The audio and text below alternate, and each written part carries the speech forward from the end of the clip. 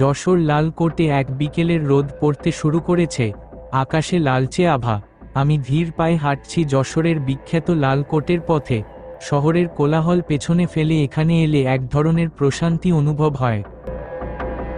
লাল ইটের প্রাচীন এই স্থাপত্য দেখে মনে হয় শত বছরের ইতিহাসের সাক্ষী হয়ে দাঁড়িয়ে আছে এটি।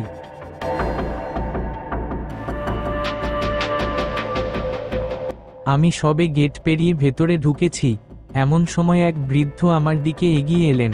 পরনে সাদা পাঞ্জাবি, হাতে একটা পুরনো লাঠি, চোখে একরাশ কৌতূহল। তোমার কি ইতিহাসে আগ্রহ আছে বাবাজি? তিনি জিজ্ঞেস করলেন। আমি হাসলাম, হ্যাঁ, লাল কোটের ইতিহাস জানার খুব ইচ্ছে। বৃদ্ধ মাথা নেড়ে বললেন, এই লাল কোট শুধু ইট পাথরের স্থাপনা নয়, এ এক ইতিহাসের প্রতিচ্ছবি। ব্রিটিশ আমলে এখানে সাহেবদের বিশ্রামাগার ছিল, আবার মুক্তিযুদ্ধের সময় এই জায়গাটি গেরিলা যুদ্ধের ঘাঁটি ছিল। অনেক রক্ত ঝরেছে এখানে। আমি অবাক হয়ে শুনতে লাগলাম। বৃদ্ধের কণ্ঠে একটা গভীরতা ছিল। তিনি চলতে চলতে একটা দেওয়ালের কাছে গিয়ে দাঁড়ালেন। এই দেয়ালে মুক্তিযোদ্ধাদের লুকিয়ে থাকার চিহ্ন এখনো আছে, তিনি আঙুল তুলে দেখালেন।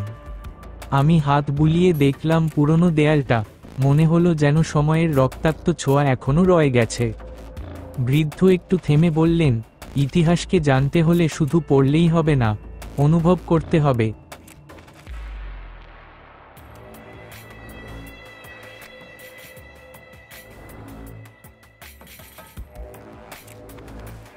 তো আজকের ভিডিও সকলে ভালো থাকুন পরবর্তী ভিডিও পাওয়ার জন্য।